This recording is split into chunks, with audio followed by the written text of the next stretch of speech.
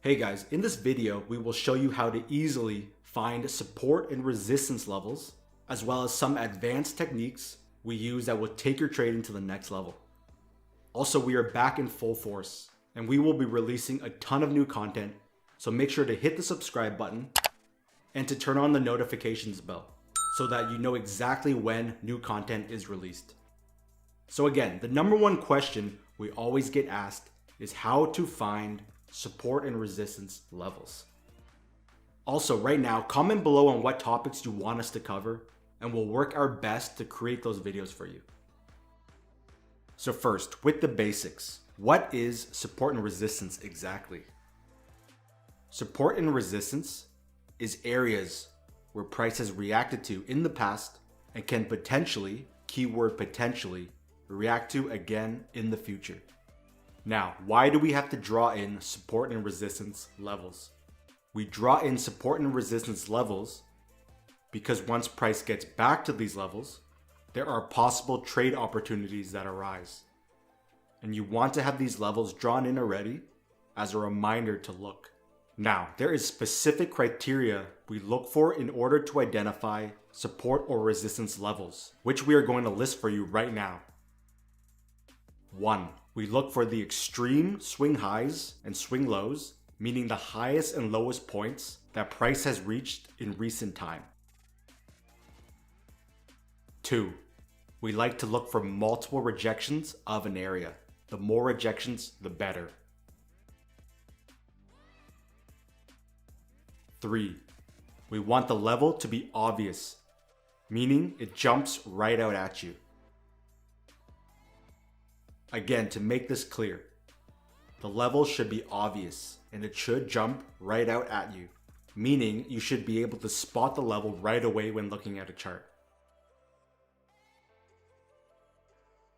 4. The move away from the area was drastic. 5. The level has acted as both support and resistance, meaning it was respected from both sides. 6. The level was recently respected or formed in a recent time period. Now, this is a very key point. You don't need all the criteria we just listed to make a level support or resistance, but the more criteria that the level fulfills, the better the level. So let's jump into the charts and break down each of these traits. Now, we're going to go through each of the traits we just listed, but more in depth on the charts. So starting with trait number 1, that will qualify a level of support and resistance, which is the extreme swing highs and swing lows, meaning the highest and lowest points that price has reached in recent time. So we look left and you notice price came up, hit and reversed. And this was the highest point that price got to, making it an extreme swing high. Now, same along the bottom. Price came down, hit and reversed, and this was the lowest point that price got to in recent time, making this a level of support. As always, we don't jump into trades blindly, regardless of how high or low price is. We always wait for price action. So, to the next trait we look for. Now, trait number 2 that qualifies a level as support or resistance is multiple rejections. And the more rejections, the better. As you can see, price came down to this area on 4 different occasions, and each time it got here, it reversed, giving us 4 rejections and a level of support. So why is this important? Multiple rejections shows that price reacted to this level more than once, meaning traders took action at this level during different points in time. Now to the next criteria we look for. Trait number 3 is very key. The level should be obvious, meaning the level should jump right out at you, and you should be able to spot them right away. So here in the pound yen, you can see the very obvious levels. Price came up, hit and reversed, giving us a clear level of resistance. And again, it is very obvious and you can spot it right away. Same along the bottom. Price came down, hit and reversed again. This is very obvious and you can spot it right away. In contrast, here are some minor levels that are not obvious. To the left, you have this minor level here that is not obvious. And then you have this next minor level here that is also not obvious. Minor levels are useful for intraday trading, which we will get into in a future video, but for now, focus on the obvious levels. So why is this important? The more obvious the level is, means that more traders will be eyeing the level, which increases the probability that traders will be taking action at these levels, as in closing or opening positions.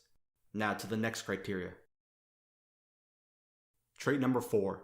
The move away was drastic and significant, meaning not just a small bounce, but an actual reversal. As you can see down here, price moved away from this level drastically, so we have a level of support here. Next, right here, price again moved away from this area drastically, so we have another level.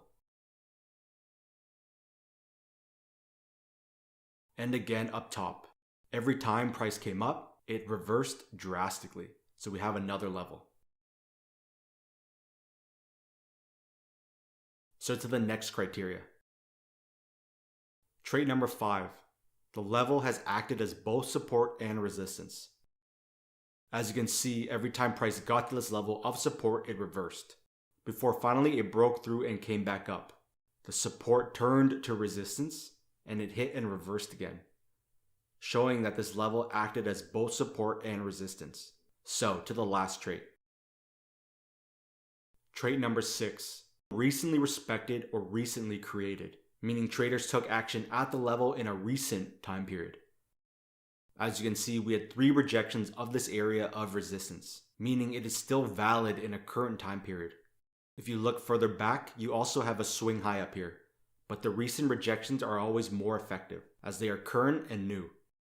Now, before we continue, if you are enjoying this video and want us to continue to make more videos week after week, please hit the thumbs up button and also leave some comments below to show your support. Let us know your thoughts as well as what kind of other videos you want to see, and we'll work our best to make them. So now that you know what criteria to look for, let's put it all together and apply what we just showed you and start plotting all the support and resistance levels right on the charts. Again, as a reminder, you don't need all the criteria we listed to make a level support or resistance, but the more criteria that the level fulfills, the better the level. Now, starting from the very top, we spot this level at the very top where price came up, hit and reversed from, so we draw it in. So what criteria does this level have that we previously listed that makes this a good level? Let's break it down. 1. This level is the extreme swing high, meaning it is the highest point that price has reached in recent time. 2. The level is obvious and it jumps right out at you, and you should have spotted it within seconds. 3. The move away was drastic, because as you can see, price reversed significantly after it got here. And 4. There were multiple rejections of this level, because if you look closely, there were 3 smaller rejections of this level. This is also what you can call a triple top. So, moving on down. Now the next level we spot is this level here, with 6 rejections. Rejection 1, Rejection 2, Rejection 3, Rejection 4, Rejection 5, and Rejection 6.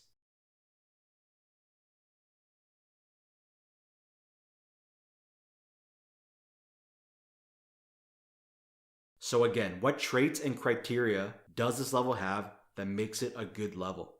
1.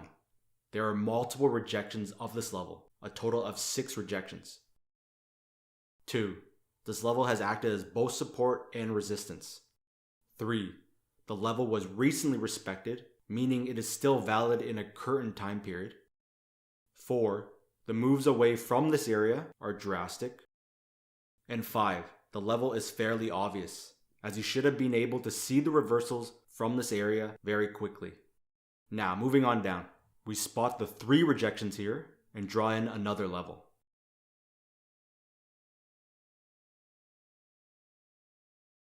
So again, what criteria does this level have that makes it a good level of support? 1. It is the extreme swing low, meaning the lowest point price has reached in recent time. 2, there were multiple rejections of this level, 3 in total. 3, the move away was drastic because as you can see, price reversed significantly when it got here. 4, the level is obvious, as you should have easily spotted it when looking at the chart. And 5, it was recently respected and occurred in a recent time period. So there are other minor levels in between, but again, for this video, we want to keep things simple and focus on the key levels first. Again, as a reminder, just drawing in support and resistance levels does not mean you take trades blindly once price gets to these levels. You always need to wait and look for price action patterns. So let's do this again on another pair. Here's the Euro Swiss, and again, starting from the top, we notice this level here where price came up, hit and reversed from, so we draw it in. So again, what criteria does this level satisfy? 1, it is the extreme swing high. 2, the move away was drastic. And 3, the level is obvious. So moving on down to the left. We notice this level here where price came up, hit and reversed from, so we draw it in.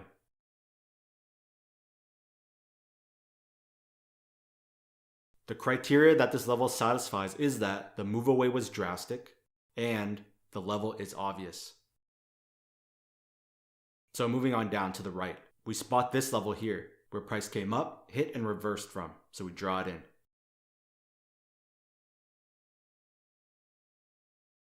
The criteria that this level satisfies is that the move away was drastic and the level is obvious.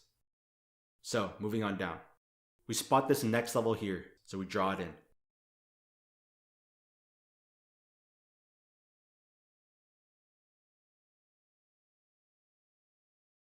This is a very key level because it encompasses a lot of the criteria we like to see. Remember, the more traits a level has, the better. So 1, there were multiple rejections of this level. 2, the level acted as both support and resistance. 3, the move away was drastic. And 4, the level is obvious. So moving on down to our final level. We notice this level here where price came down, hit and reversed from, so we draw it in. Again, what criteria does this level satisfy? 1, it is the extreme swing low. 2, there's more than one rejection, 2 in total. 3, the move away was drastic. 4, the level is obvious. And 5, it is recent, meaning it was respected in a recent time period. Now, you have all your key levels drawn in. Now, let's continue building on what we just learned. So another question we always get asked is how do you know when to draw in lines or zones? So here is the dollar yen.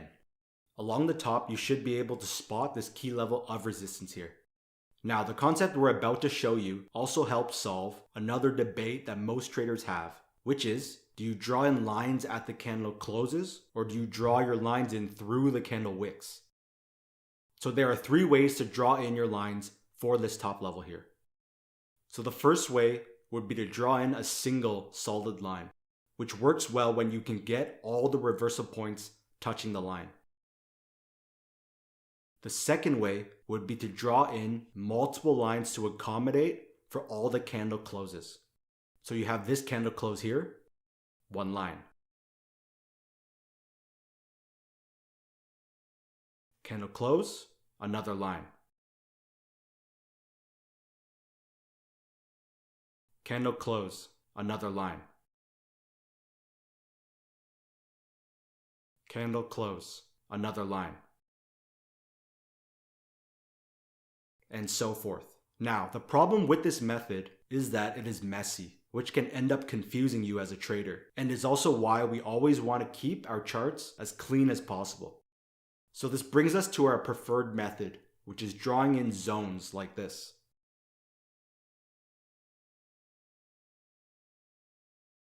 This way, it accommodates for the entire area, encompassing both candle closes and wicks.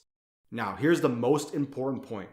And make sure you remember this. It doesn't matter whether you draw in lines or zones. Either one works. because you still treat these lines and zones of support and resistance as areas, meaning you are looking for price action to occur in the general area, not at a solid number, line, or zone.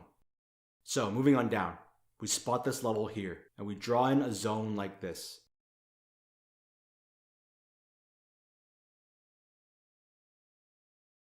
Now you are probably wondering, why did we not accommodate for this point here? So here's a pro tip. Don't draw in massive zones. Draw in a smaller zone that accommodates for the most amount of touches and points. Because let's say you were to draw this big zone here to accommodate for this low here. 1, it looks terrible, and 2, you'll end up confusing yourself with such a large area, as it gets even worse once you start using multiple time frames. So instead, we opt to create a smaller level that accommodates the most levels that it can touch. And then this point here will be deemed a false breakout. We will dive deeper into false breakouts in another video, but the name is self-explanatory because you see this big momentum candle that breaks through support and assume that it will continue lower, but it ends up reversing drastically and faking out all the short sellers. Hence why you see such a big candle that followed the breakout candle. Now, we use time frame confluence to get around false breakouts, but that is something we will discuss in another video. And finally, at the very bottom, you have your swing low, and we just draw in a line. So as you can see, you have a nice clean chart with your key levels, not 100 lines. Again, there are other minor levels in between the levels we have drawn, but for the sake of this video, we're keeping it simple. So let's jump to one more example. Here's the CAD Yen. We had a swing high level up top here, and you can draw in 2 lines to accommodate for the candle closes.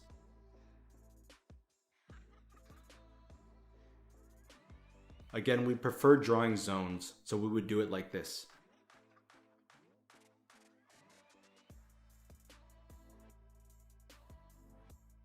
Moving on down, you have this next level here, and again, you draw in lines like this.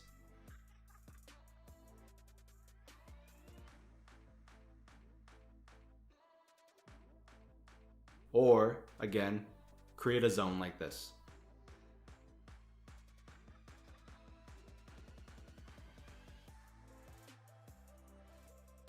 Next, you spot these rejections here. Again, we choose the zone.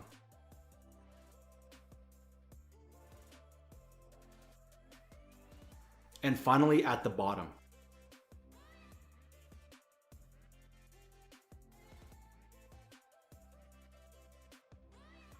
so if you enjoyed the video and want us to continue to make more videos week after week, make sure to hit the thumbs up button.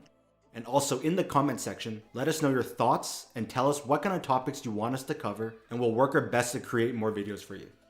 Also, if you want more free videos and content, head on over to our website at wisetrade.com to get access for free. So thanks for watching, and I'll see you in the next episode.